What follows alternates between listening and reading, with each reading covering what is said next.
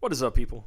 Welcome to episode 4 of my Solasta Crown of the Magister Scavenger Ironman mode playthrough. In the last episode, we got into the outpost, we talked to some people, got attacked by Soraks, and ended up having to flee through a secret tunnel. And in doing so, we picked up Dalyet and Stonebeard. And then once we got into the tunnel, we attacked a camp of Soraks, killed them, took a long rest, and now we're ready to move on to find our exit out of this cave. So we're going to go through, we're going to do some looting here, a couple boxes, there's a couple pieces of thing, and then we're probably going to get to the hardest fight that you have in this game thus far. And once we get to that point, I'll kind of explain my strategy and why it's so difficult early on, and why I'm so cautious, especially when you're playing it on Ironman mode. So we're going to go over here and we're going to pick up this one more little piece of lore stuff. This will help build our faction in town. Read that? It's old Tirmarian. It looks like part of an Inquisitor's outfit. So that's from the tower up there. Maybe we're inside the tower. Is that gold?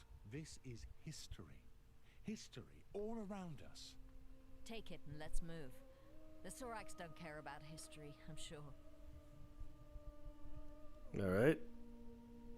So now that we picked this up, we're going to head over to the area where we're going to get into this fight. Now, the reason why this fight is so difficult is this is on a map where there's areas that if you fall off, there's nothing underneath you, and you fall to your death. Well, if you play on Ironman mode and you fall to your death, it's GG, you start all over.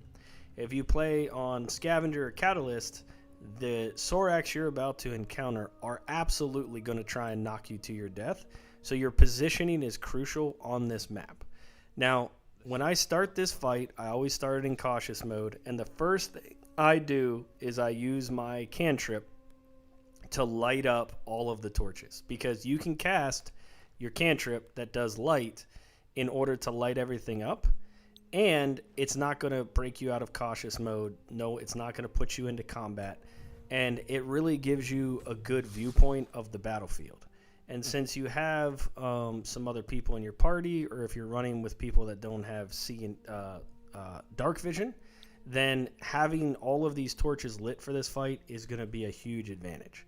And similar to the other fights in Solasta, it is 100% better to do things at range and take pop shots at them so that they can come to you, than it is to go out into the middle of everywhere so you can get surrounded and attacked by multiple enemies at a time.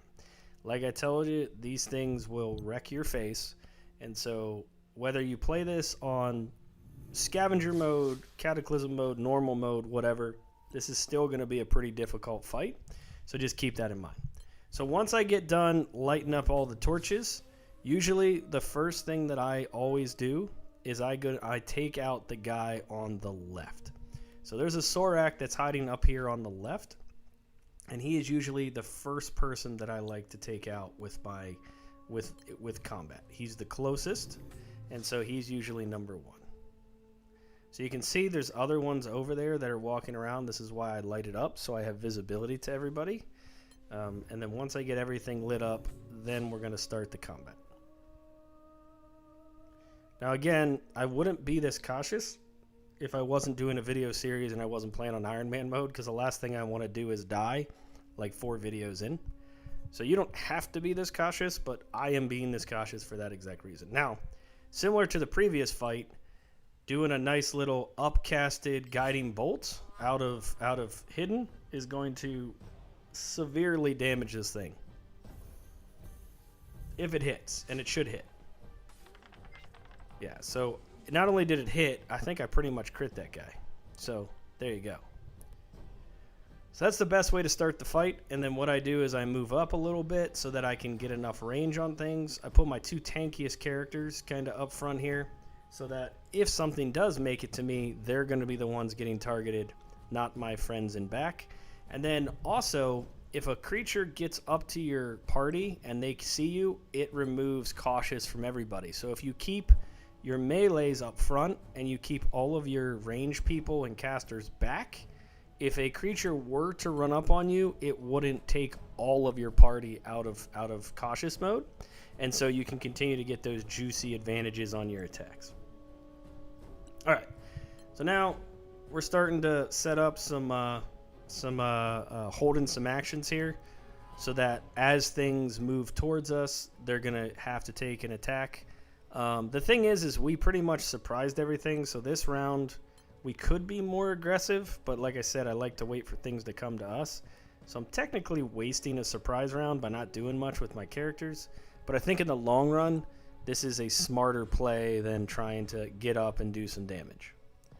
So we pretty much have everybody moving into position, ready in actions, and you can see I'm separating my range attackers from my melees, and that is 100% for a specific reason. All right, so now it's their turn, and so as you can watch, as they get closer, it's going to start setting off all of my reactions, and you can see this poor SOB is going to get blown up before he even has a chance to get to me, and that is why holding actions is so good in this game, because you can just literally take them out as they come towards you. So right there, 4 of my held actions took off, and then here's number 5, and right there you can see somehow he managed to survive that. So now it's my turn. Boom, finished him off. So that is why holding actions and kind of waiting for things to come to you is so good in this game, and that's why I do it when it gets to these really, really tough fights. Probably as the game goes on and I hit my power spike, I'll probably play way more aggressive than you see me play early on in the series, because there's specific checkpoints in this game I want to get past before I feel confident that I can get through the game. All right, here they come. Get some. And then you can see if they line up nicely under some of these little spikes in the ground, in the ceiling, it might behoove you to use the spikes and try and knock them down. Because if you knock something prone, it takes up half of their movement to stand up. So by hitting them with one of these things and knocking them prone, it prevents them from getting to you. So it's a good strategy to use.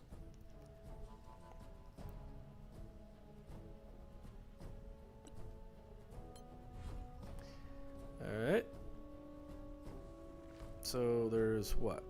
1, 2, 3. There's 4 left that we're waiting on getting close to us here. Oh yeah, give it to him. Come on, come on. Boom. See? Having that advantage for guiding bolt is so super strong early on in this game. This, like, if it hits, it's gonna mess some people up. All right. We're gonna try and finish this guy with our action surge. There we go. All right, another one bites the dust. I think that's 3 down, and we got 3 left here.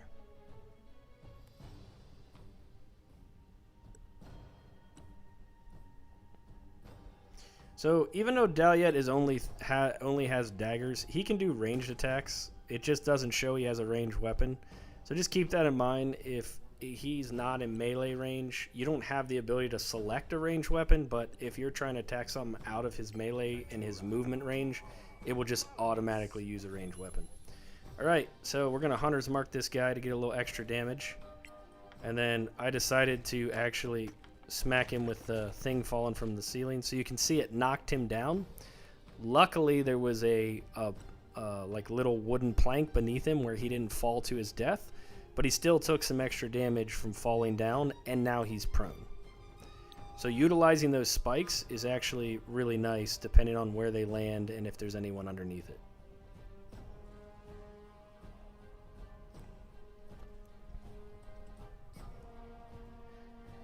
Alright. The one downside is, if something's laying prone, like I said, your range attacks are not actually going to, they're going to be at disadvantage. And so that's an issue. So that guy just took 11 damage from that thing falling and knocked him down as well. So now on their turn, they have to stand up. So it cuts half their movement. So he's not able to get to us because of being knocked down. If I wouldn't have done that, he probably could have gotten to our melee front line. So this strategy that I'm using today, it's pretty methodical, I get it. But At the same time, this is how you beat a really, really tough combat encounter and not take any damage pretty much.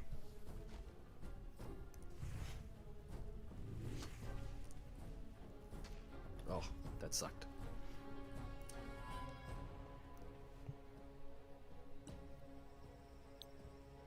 Alright, so since they're getting close, I decided to bless my party to give them additional abilities to hit with their attacks.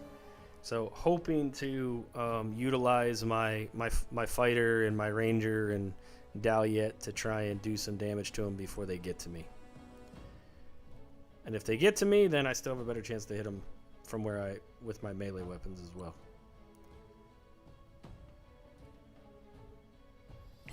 So unfortunately, if they're on the ground, we have disadvantage, but we're still doing okay here.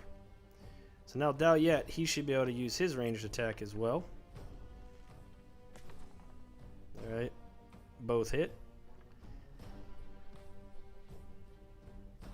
Alright, now it's Ranger Boy's turn after I move Daliet. So another note for a rogue, if you move out of line of sight from everything, you can actually re-hide.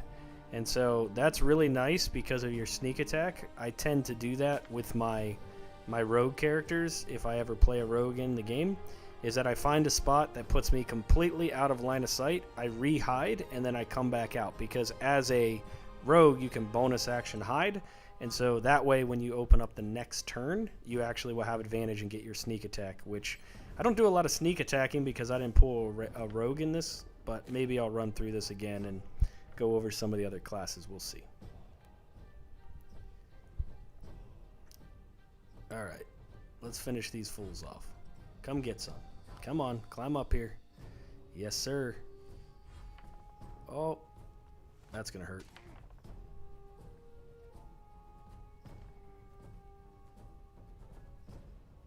So now we're in a spot now where if I try and move, pretty much they're gonna see me, kind of like what I was talking about. The closer they get, the more visibility they have on your characters. So at this point, it's gonna be very hard to stay in cautious mode, because once this guy gets close, if he climbs up, it's gonna remove my cautious mode on my druid as well.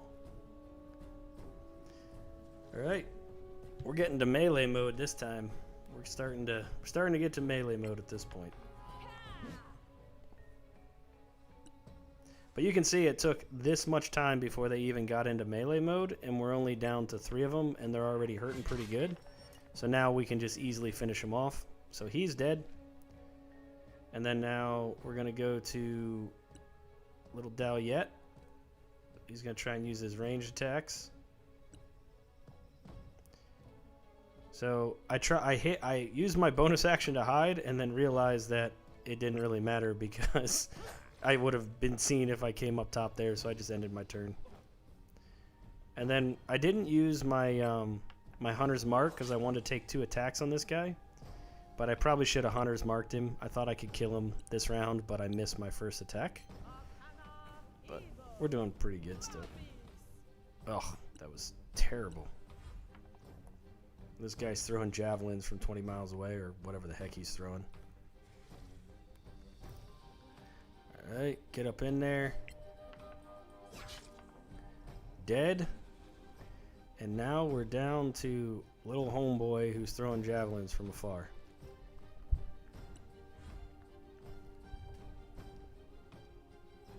So we should be able to finish him off. Come on, baby. Come on, baby. Oh, it missed! That's so painful. When you miss with a guiding bolt, it's so painful because it costs you a spell slot and you feel so dirty when it's wasted. Alright. Come on, Daliet. Get up in there. Throw a dagger in his face. So you can see now that Daliet, I use my my ability to hide. So now when I attack him, it's going to be a sneak attack. There you go. And that was the end. So there you go. And now that we have become victorious, we will then start cleaning up. There's a couple little things you can get to by using the person that you have that has all the strength to do all the little jumps and stuff. You knock a few things down, and then we'll finish it up here. So once we clean this up, then we will be able to make our way out of this cave and make our way to town. And pretty much, yeah, that's going to be it. And then we're going to have to take a little bit of overland travel and go and tell the council what we did. We found the Soraks, and we found what happened to the outpost, and now we got to report back. So I hope you guys enjoyed this video. We'll pick it up in the next episode, probably from leaving off here and then showing our travel overland to get back to town. I think we got to do a little bit cleanup work when we get to town in the next episode, so stay tuned for that. We're going to show these guys getting out of here, and then we're going to end the video at that point. All right, so right before you leave, you're going to get to another chest that you have to have somebody that can get across. Now, if you have the jump spell on your characters, now is the time to pull that spell out. I usually pull out the jump spell. On this first one, if you have a guy with a pretty high strength, you can do a pretty decent athletics, and you can get across here. But for the most part, regardless of how strong or how good your athletics is, you're not going to be able to make this second jump. And so having the jump spell is super important. So I always carry the jump spell on one of my casters for this particular spot right here. Otherwise, you have to come back and get it later. And so being able to get this now is super great. So I believe it's my wizard who has the jump spell. Yep. So I cast jump on my buddy. And you have to touch the guy, so I got to walk up and give him a little pat on the back.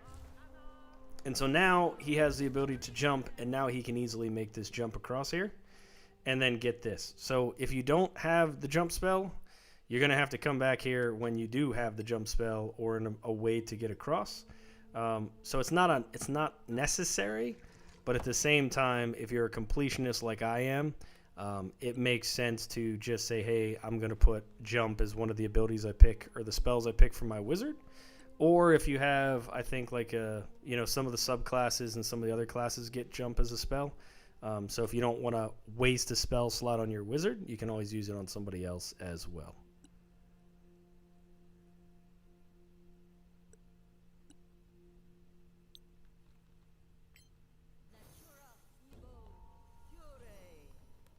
All right. And if you didn't notice right there, I accidentally knocked the thing down on top of my wizard because she was standing there, and I crushed her with crush damage. So watch where you stand, because if you're stupid, you can kill your own party member by doing something dumb. So We're safe. We still have to go back to Caer Kiflin. The road isn't far. I suppose we'll meet again in Caer Kiflin. Are you good to return by yourselves? Of course. Sure. hey, we made it. Okay, we'll see you again in the next episode. Hope you guys enjoyed. Cheers and peace out.